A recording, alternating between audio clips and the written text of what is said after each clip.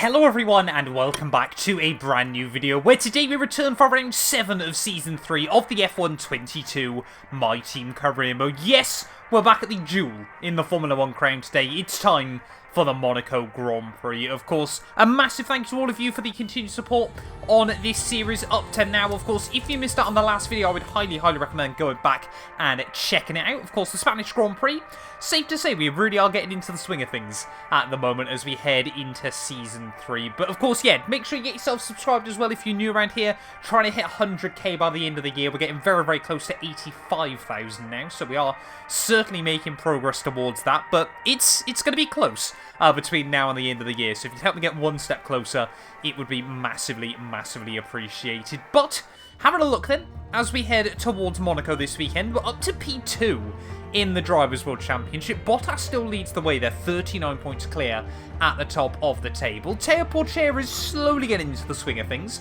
He's been pretty unlucky at the start of the year so far, so still sat inside the top 10 isn't too shabby there. 3 points between Red Bull and McLaren, though, in the Constructors' Championship. We're currently beating both Ferrari and Mercedes at the early stage of this game, but anything can happen around the Monaco Grand Prix, so we need to keep it clean and tidy and hope that we get a good weekend. Well, there's no better place to start a successful Monaco Grand Prix weekend than here in free practice, so fingers crossed we can try and get into a rhythm nice and quickly. It feels like it's been a long time since I've driven around Monaco on the F1 game, so we'll have to just try and keep it clean and tidy here, settle back down as we so often need to around this circuit. But, you know, the duel in the Formula 1 crown, the one they all want to win, and we come into this weekend with the most wins of anyone this year, so... What? That was... I didn't feel like that was early on the brakes. Okay, Codys. As we head round the final corner, clearly Codemasters just want me to play a game of chicken down in towards the hairpin and nowhere else. We did pick up some pretty good points, but not quite purple. Let's go again. Out of the final corner to finish off our second run. Oh, we're getting closer and closer to that purple. We've only got one more chance, though. I'm rounding Anthony Noakes then for the final time in this session. Is that going to be purple? Yes, it is! Just in the end. Never give up around the Monaco Grand Prix circuit. It's always worth just getting those extra laps in. Well, as we've already got a few laps in this session, I'm hoping the race sim run is going to be fairly simple and easy going, but you never, again, you never really quite know what you're going to get dealt around this circuit, so we'll just have to keep pushing on. Well, it's going to be very close as we head out of Anthony Noakes. Luckily, of course, we've got a bit of battery to get us up to the line, but only a tenth in the green on our first lap. Oh, come on, Joe Guanyu, get out of the way, man. 3 tenths up as we come towards the end of our second run, but I worry Joe Guanyu is about to screw me. That's a lot of curb through turn 1. Oh, come on, we're going to have to send it. This is not going to end well. Oh, I'm not brave enough. I'm just not brave enough at the moment, as we'll attack the curves through there quite nicely still. But we've just got to hope Joe Guanyu keeps going fast enough, sort of rattling up against the Armco through to back. Feel like he might just be quick enough here, but we're down in the red at the moment through the final couple of corners. Not sure we're going to be able to make up 2 tenths, but we'll give it our best shot nonetheless. Out of the final corner up towards the line. Big wobble on the throttle there, but we're not going to do it. That's only going to be a green score in the race sim run. Zhou Guanyu, I am not your mate. Well, so far a pretty successful free practice session from the Monaco Grand Prix, but we've just got to try and do the qualifying simulation run. Oh, the soft tyres feel so fast. Just tell that through turn 1. These things have got grip. And it looks like it's going to be another weekend where the delta's completely out of whack. How on earth we can lose time through both the corners and down the straights I will never quite understand.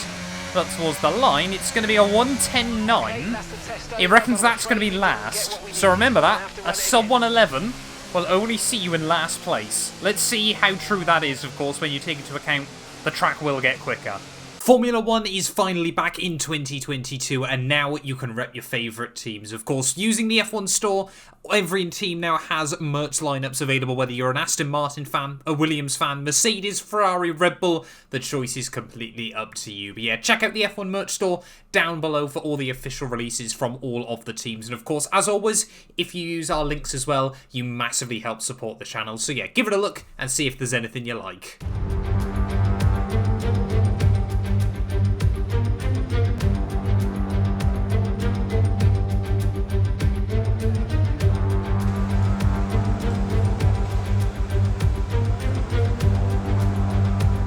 here we are then, Saturday from the Monaco Grand Prix, the most important Saturday of the year, many would still argue, but out of the final turn. Let's sort of see what time we can set. We've got clear track in front of us.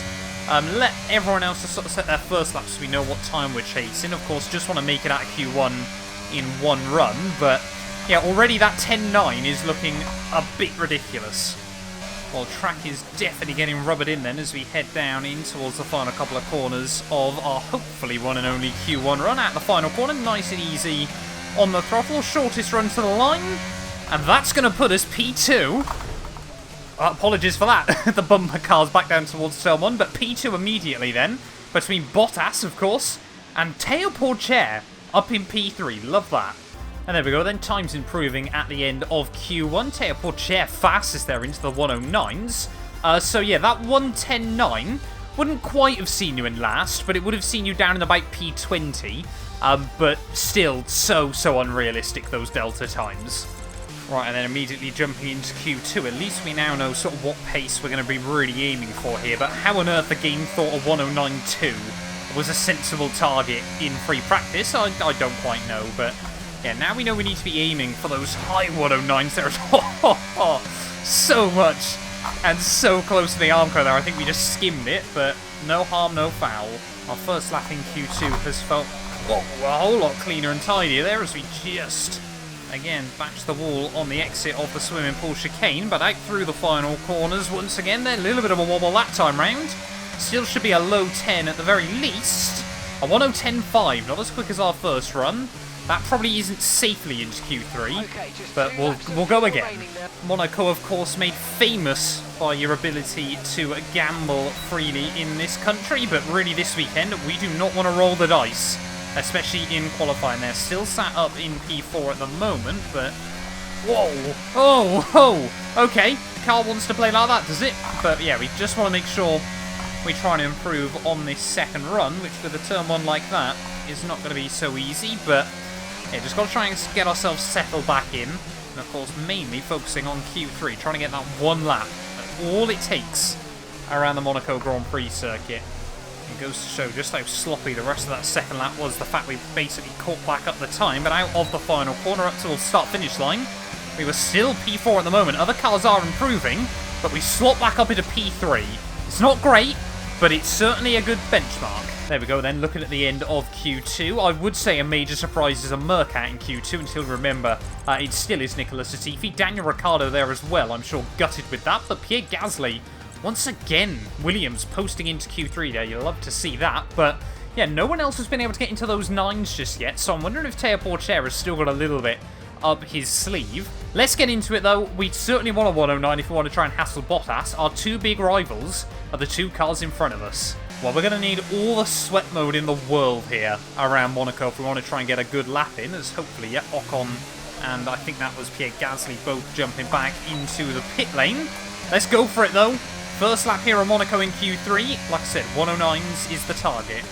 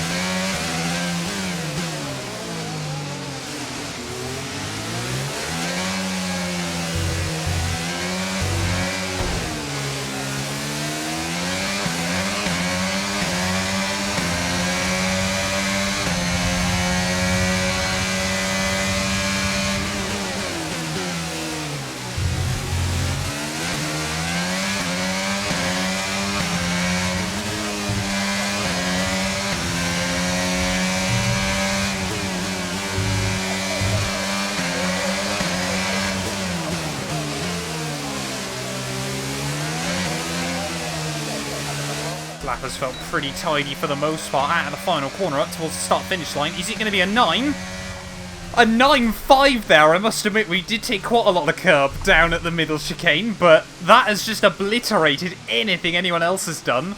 Purple here at Monaco. Well, let's go for it then. One final lap here at the Monaco Grand Prix. Can we find anything more?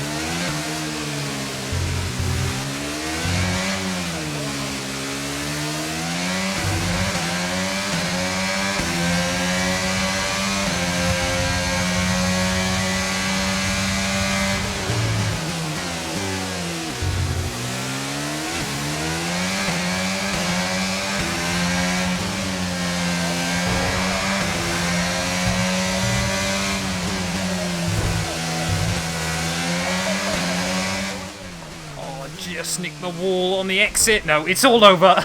We were up still again, so we may as well have just tried to gamble it. Pourchaire, though, has moved up onto the front row, and at the end of qualifying then, 2-1-2 Motorsport, 1-2 here. The Monaco dream might be real. Well, there we go then. Teo Pourchaire does improve ahead of Valtteri Bottas at the end of qualifying by just 21 thousandths of a second. And of course, we know what my starts are like on F1 22. Could we see Teo Pourchaire lead the way down in towards turn 1 here at the Monaco Grand Prix? Bottas, Charles Leclerc, Perez, Zhou Guanyu, George Russell, Ocon. Gasly out qualifying Verstappen there. He might be in for a tough afternoon. We have got a huge opportunity today. Let's get into it. Monaco Grand Prix, but first, a quick word from our sponsors. This channel is proudly sponsored by Bybit, the official crypto partner of Red Bull's Formula 1 team. I've been using their platform for my personal crypto savings over the last few months, and when they got in touch to support the channel, I was super excited. Currently, they're offering you guys a special new promo for the first 100 of you to deposit $10 or more onto the platform. You'll get another $10 free. Also, 5 lucky winners will get their initial deposit doubled up to $1,000. That means if you deposited $1,000 onto the platform using my codes below, you could be within a chance to get another $1,000 completely free. We've seen the landscape around crypto drastically change over the last couple of years, and I genuinely believe it holds an important place in our future. However, please be careful as always when trading, as you are liable to lose money. But if you're interested and you're 18 or older, click the link down below to get started and see why Red Bull and myself, as well as thousands of others, trust Bybit as their crypto. A proper road race, and in the true meaning of the word. That's how Mr. Monaco, the late great Graham Hill, once described this iconic event. The cars we drive have come a long way in the intervening half-century, but still we race on those same public roads beside the Mediterranean. There's no victory more coveted than that of the Monaco Grand Prix. The prestigious Circuit de Monaco, then, is not all that dissimilar today to the layout that made its debut almost a century ago. It's 2 miles and 19 corners through the streets of Monte Carlo. And although the average lap speed of around 93 miles per hour is the lowest of the season, the tiny margins for error make it the natural habitat of the safety car. It's time to take a look at our starting grid for today's race. Mr. Monaco lines up on pole position, and Teo Pourchaire completes the front row. Looking at the rest of today's grid, we have Bottas, Leclerc, Sergio Perez, and Zhou, Russell, Ocon, Gasly, and Max Verstappen, Tsunoda, Norris, Daniel Ricciardo, and Latifi, Schwartzman, Mick Schumacher, Alex Albon, and Felipe Drugovich, Magnussen, Ticktum, Stroll, and Oscar Piastri. And with lights out just moments away, it's time to go down to the track. Anthony Davidson joins me once again in the commentary box, and it's fantastic to have you with us here, but I'm curious, as a man with experience out on the track, how do you stop those pre-race nerves from becoming overwhelming when you're lining up on the grid? Well, I imagine they'll be starting to feel the adrenaline as they anticipate the rundown into turn 1, a bit like preparing to go into battle. The unknown situation will bring nerves, but that's a good thing. It will keep them focused on the moment and on their surroundings as we build towards the start of the Grand Prix. Okay, now that we've got some good points on the board, let's continue this form and aim for another top 10 finish. Well, to be honest, I'd completely forgot because we made that mistake on our final Q3 run. That was our first pole position of the My Team Career mode as well, so we're going to be leading the pack down in towards turn 1. We had 2 front row starts where we were just less than half a tenth away from poles, so yeah, this weekend, for the first time ever in the My Team Career mode on F1 22, we are going to be leading the way, but Teo Pourchaire alongside us. It's tempting just to go on softs to make sure we lead the way from the front off the start. I mean, we can normally take those tyres quite far into a race as well. We're going to gamble it, but this is where a Grand Prix where things will get very interesting. But yeah, I mean, as long as one of our cars gets to the checkered flag first, we cannot Ferrari this. We have to get one of our 2 cars home in the lead. There really are only 2 types of strategy we can try and employ at the start of this Grand Prix. Either, because we're on softer tyres, we try to push out a gap and then hope that we can slot in somewhere in the midfield and then don't get overcut. Or we try and defend from the cars behind and make sure that we take the tyres pretty much as far as they're going to take their mediums. I don't quite know which one's going to happen at the moment, but let's try and get some heat into the tyres. Then a line-up, pole position for the Monaco Grand Prix. It doesn't get better than this. Purple on the lineup, we've got to wait for Oscar Piastri. I mean, look at that. Because of the slow nature of this circuit, they really do file out behind. You can see Oscar Piastri heading through Anthony Noakes, the only car with grid penalties, if I'm not mistaken, but we need a good start here today. Do not bottle this map. We've got the inside line for turn 1. There is going to be no excuses. As Piastri just getting the car stopped. Waiting on those 5 red lights then, here in Monaco. Lights out and away we go, and not too much wheel spin, but not enough throttle either.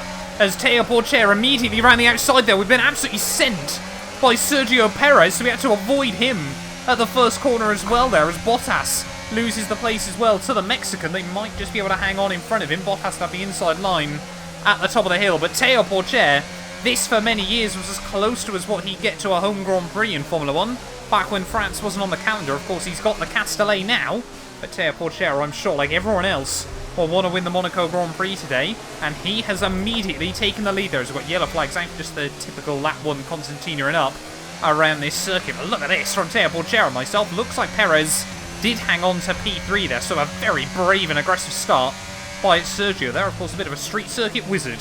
Won the Singapore Grand Prix in real life last weekend, as we just need to try and stick close to Teo off the start of this race. But if both of us can try and pull out a little bit of a gap, we don't want to hit the wall.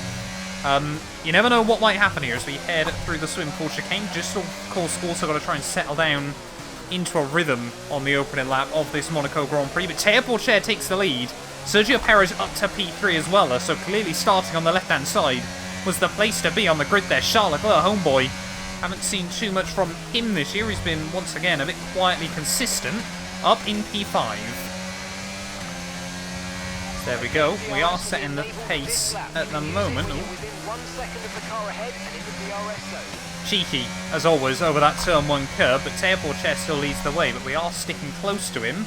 Problem is, of course, you do tend to get a lot of tyre overheating issues around the Monaco Grand Prix when you stick too close to the car in front, so we might just try and stay about a second away. Checo 1.5 seconds back, so he is definitely falling away slightly from us top 2. But yeah, this car around this track was always going to be phenomenal. Of course, we've got every aero upgrade possible on F122, so of course we should be pretty fast around a track like Monaco, and so far that point is being proven. We're already starting that 5 then of the Monaco Grand Prix, and I'm trying to eye up that gap between, I think it's Zhou Guanyu, and I want to say it must be George Russell. There's no way Latifi would be up in the points. Yeah, maybe that can be the gap we try and slot into once we do decide to pit, but it seems like those medium tyres are not hanging on badly, and our softs are not quite providing the same advantage I'd hoped they were. But we'll just keep playing. You know, there's a long way to go here at Monaco. Anything can happen. A safety car can, of course, completely change the face of this race. We've just got to try and support Teo at the front. Well, Mark convinced we got no issues with tyre wear at the moment. I feel like it's a slightly different story. We are really starting to struggle a little bit with the rubber here early on as we try and attack the curbs down at the chicane once more. But yeah, Teo Porcher just building up a little bit of a gap at the moment. But we've just got to try and keep it calm, keep it tidy. Being completely honest, I'm not worried which one of our cars wins the Monaco Grand Prix, as long as it is one of us, as Teo Porcher now starting to build up a little bit more of a gap.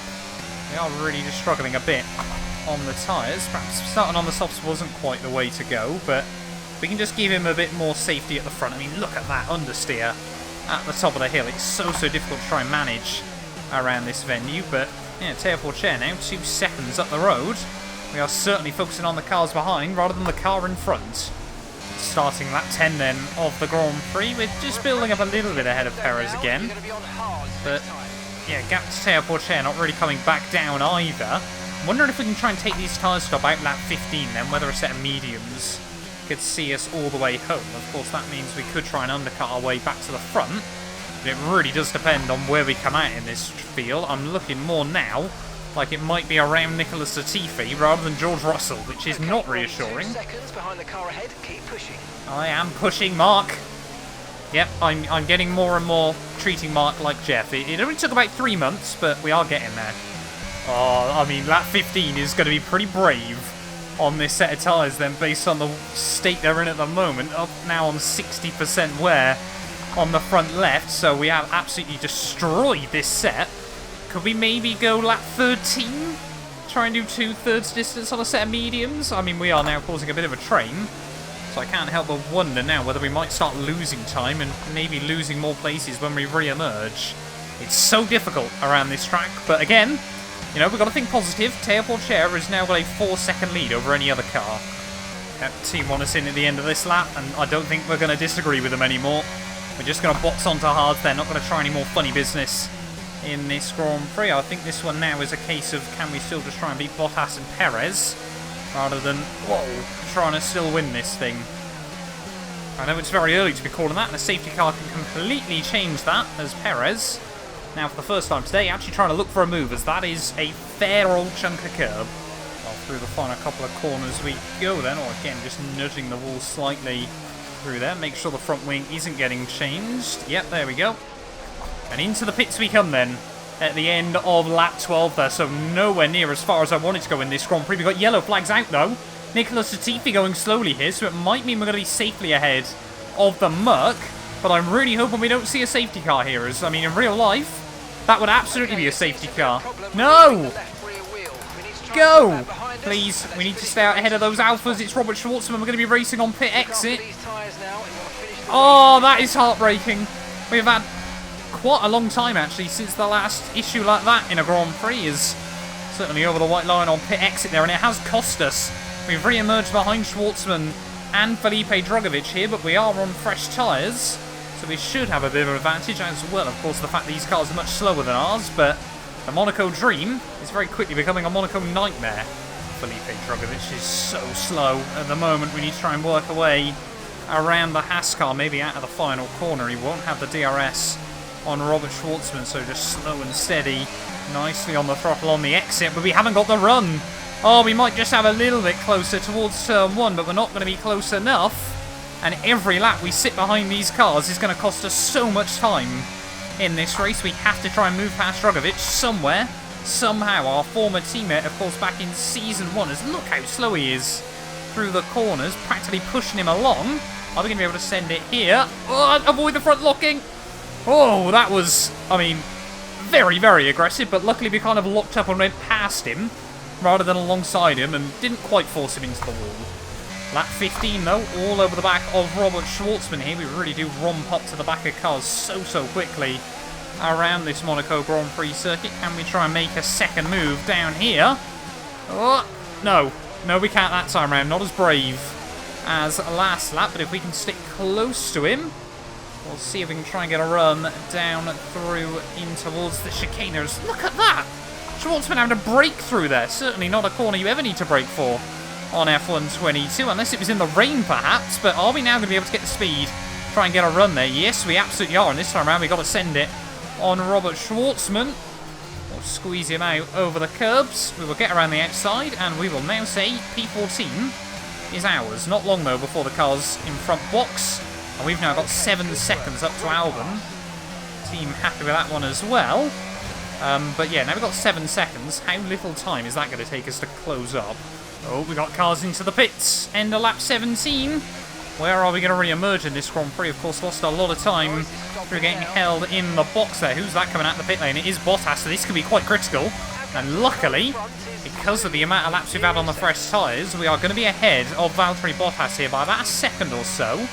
So it's not over between Checo and I then. We really have tried to fight back into this. There we go. Teo Porcher into the pits 1 lap later. Again, that is a mighty old chunk of curb. I think we're going to see basically everyone else that hasn't boxed then in at the end of this one, so we should get a good idea of where we are in the Monaco Grand Prix, as these hard tyres are doing much better than I thought they would in this race. But down in towards the final couple of turns, where are we going to re-emerge there? Are we going to be ahead of Perez? That, of course, is the big one today, as Teo Porcher leaves the pit lane. Looks like Charles Leclerc has got a monstrous jump as well there, as Checo hasn't boxed yet, but we're actually very, very close to Teo here. Less than 2 seconds back, so has he been held up in the pit lane? Not too sure. Surely he can't have, because obviously we're in the last box, so maybe he had issues as well. We've taken like 4 seconds out of him. Maybe this race isn't over. We have got Sergio Perez into the pit lane as... No, of course, it's not Latifi that leads the way. It is George Russell. I was about to say, that would be the most cursed thing in the world. But here comes Checo then. So where is he going to re-emerge in all of this? Bottas is not far behind. Oh, got to be careful of that down towards someone there. Bottas has got the jump, which is not really what we want for our championship. But Bottas now up into P4 of the Grand Prix, net P3. There's George Russell on hards. If we got a safety car, George Russell wouldn't be in bad shape here. Perhaps that's why he was falling away so much early on. But Teo Chair still leads the way, and I think now he's got those tyres up to temperature. We've just got to focus again on giving him a gap. Oh, lap 22. I wouldn't say we've destroyed these tyres yet, because we're certainly nowhere near there. But it's just one wheel spin. You really do overheat him, and it is so difficult to try and get him back down to where you need. We've still got Bottas just behind us, as I think Teo probably going to close up to Russell by about the time he pits there, so it's looking pretty good for our teammate at the moment. I've absolutely just jinxed him by saying that, but I mean, we're over halfway through this Monaco Grand Prix. We've had a fair amount of drama and intrigue, but we just really do want to settle down. It seems weird to say, but I want the most boring final 17 or so laps here at Monaco that you've ever seen. Oh, there we go. George Russell into the pit stop a whole lot earlier than I was expecting. Lap 22. Whoa! That's what I mean about the oversteer, but George Russell into the box. Where is he going to re-emerge then in this race? He should still be quite close. Is that Pierre Gasly running up in like 7th place here? Is Pierre absolutely nailing this Grand Prix so far in his Williams? Either way, George Russell should be out ahead of him, but I mean, he is. That's what? 7th for George Russell? Sorry, for Pierre Gasly in a Williams? That's a brilliant effort so far. Oh, there we go. George Russell snatches away our fastest lap bonus point. Don't think we'll be seeing that one again anytime soon. I think we have picked up a little bit of front wing damage on the right-hand side even. Yeah, there we go. Just confirmation there. It is yellow, so perfectly raceable, but not ideal around the Monaco GP. But yeah, Teo Chair slowly building up that gap once more as we get towards 2/3 race distance here. I really want to see him cross that flag. I think that would be the first time ever a teammate of mine has won the Monaco Grand Prix, and Teo Chair absolutely deserves it. He has been so good in this team so far. It really is one of the first times ever we've brought an F2 driver up into Formula 1. I mean, Drogovic and Piastri were both pretty mid, but Teo Chair just jumped into Formula 1 and has immediately gelled. There's a new strategy available on the MFD. Oh no, what's the team trying to recommend? Will this strategy make sense? No. In a word, no it will not. I mean, where have I damaged the other side of the wing?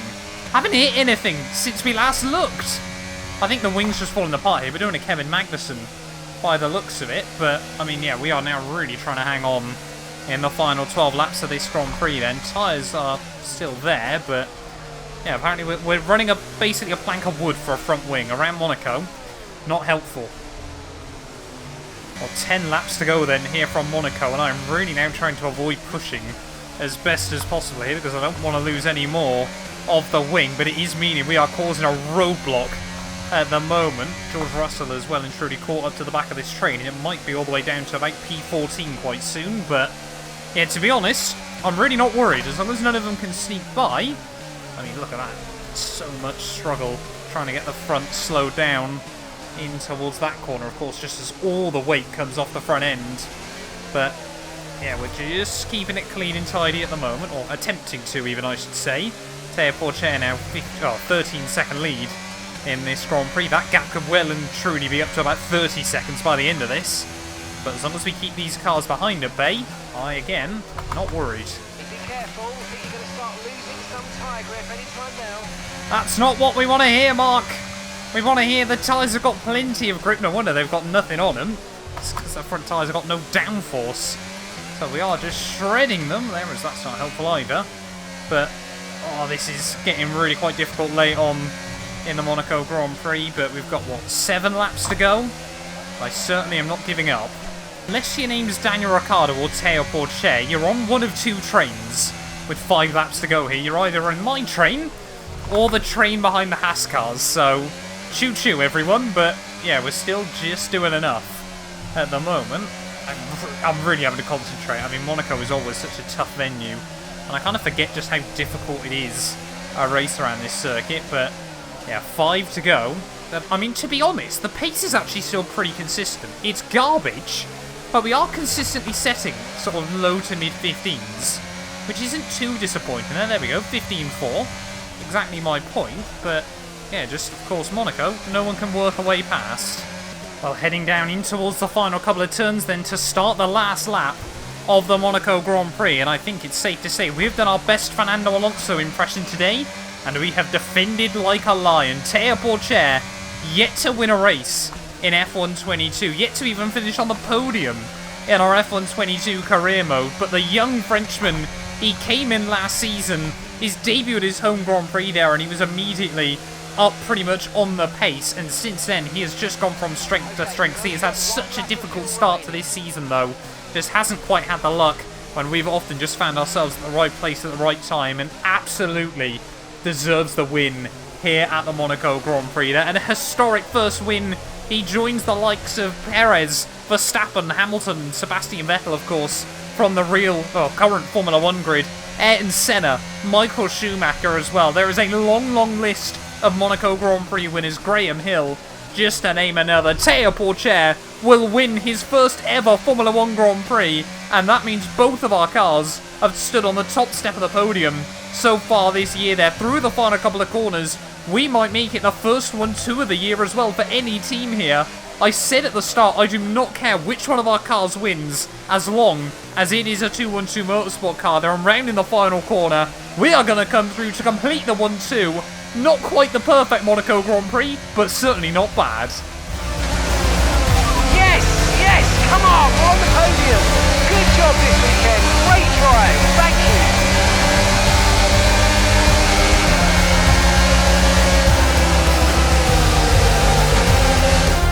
That's it then for another nail-biting Monaco Grand Prix. We were on the edge of our seats the whole time, but they've come through to take a stunning victory.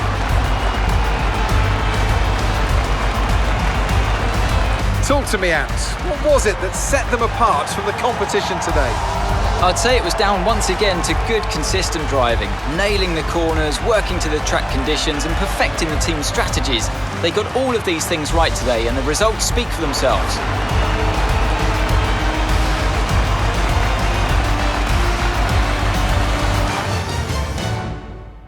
Well, what a thrilling end to an incredible Grand Prix weekend.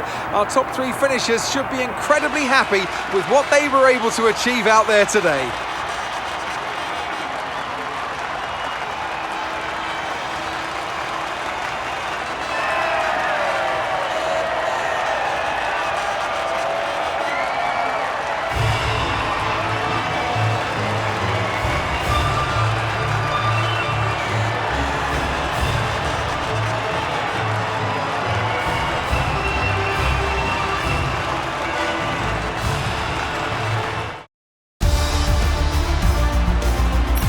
Let's have a look then at the driver's standings. Our championship leader is still sat at the top of the standings, but their rivals have made up some solid ground today. Let's focus on the driver of the day, Anthony Davidson.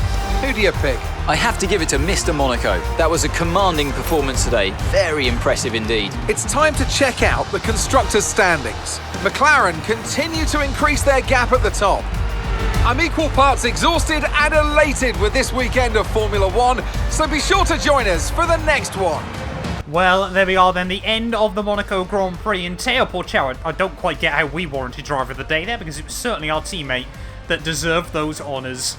Took the race lead at turn 1 and never looked back there. Fantastic day from our young French phenom of a teammate there. But we come through for P2. We do therefore continue to take points out of Valtteri Bottas at the top of the championship there. Perez P4 ahead of Charles Leclerc and Zhou Guanyu there. George Russell with fastest lap on the alternate strategy. Gasly again getting points ahead of Tsunoda and Esteban Ocon. And yeah, Max Verstappen, a nightmare weekend there. No points for him. He's certainly going to leave the Dutchman very, very disappointed there. Just Latifi that didn't see it through to the checkered flag there. Not that he would have made it to the checkered flag anyway. He would have binned it at some point. Means championship-wise, the gap at the top. Bottas now Loadcell, just 36 points ahead of myself, still over a race wins margin, but we're slowly going it the right way at the moment. Verstappen and Perez are now tied in P3 on 85 points apiece. They're ahead of Charles Leclerc. George Russell's still sick there. Teo Porcher jumped Zhou Guanyu and Lando Norris up into P7 with finally a very, very good result for our teammate. Any other movers further down the order? Pierre Gasly, more points for Williams there, keeps him in a P12.